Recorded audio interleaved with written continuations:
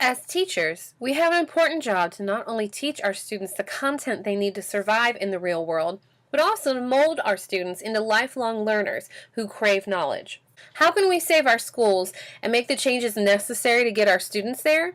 Here are 3 simple things that I think we can all do in order to save our schools and our classrooms. Number 1, connect with students so learning is student-centered.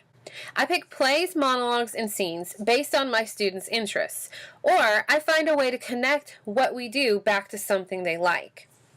2, integrate technology. I act like the IT guy. I troubleshoot and ask questions, but I don't hog the technology in the classroom. I make sure that I always have it in their hands. And 3, project-based learning instead of testing. I think we should eliminate testing whenever possible.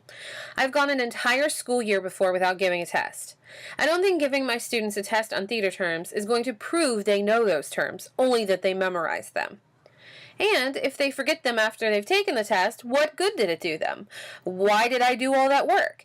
And if I ask them to raise the teaser or tormentor, are they going to remember that I'm talking about a curtain? I want to make sure that my students really learn the concepts I'm teaching, because most of the time what I teach, they will actually put into practice almost immediately.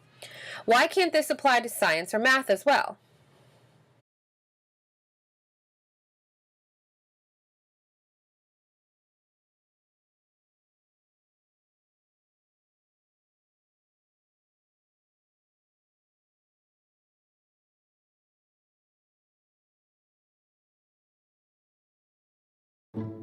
Project-based learning, or PBL, is an instructional approach that helps students master content and skills through authentic, real-world experiences.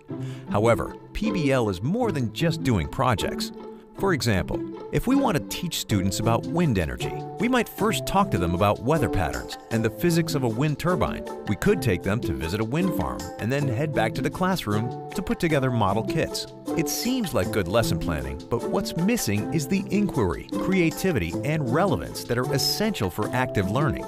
Now suppose instead we start the project by asking a compelling question like, how might our community prepare for a sustainable energy future? And then guide the students through a meaningful journey of uncovering content to produce a genuine solution. What is sustainability? Would wind energy be a good fit for our community? How well do wind turbines work?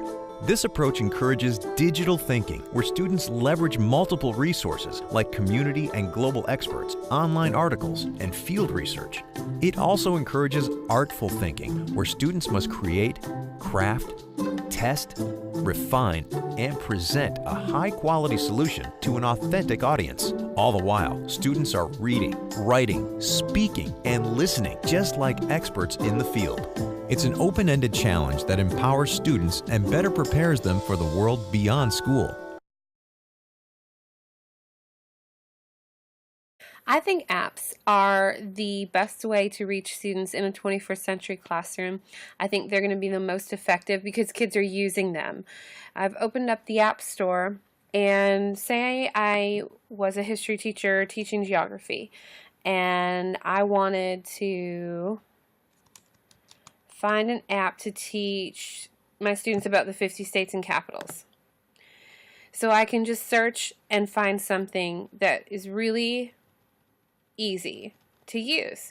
And this one has a lot of really great ratings. So I think, okay, this one might be a great one to download. And it's free, so it'd be perfect to try. It doesn't cost anything. The kids already have the devices they need in order to use these apps. And if they don't, you could always put them in groups.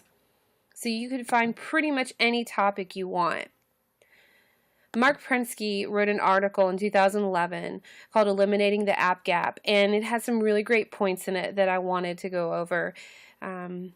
He said that apps can be designed for very specific purposes, that they'll soon exist over the entire school curriculum. And it's funny because this was 2011 when he wrote this, and it's 2014 now, so I definitely think that in the 3 years since this was written, that has so proven to be true.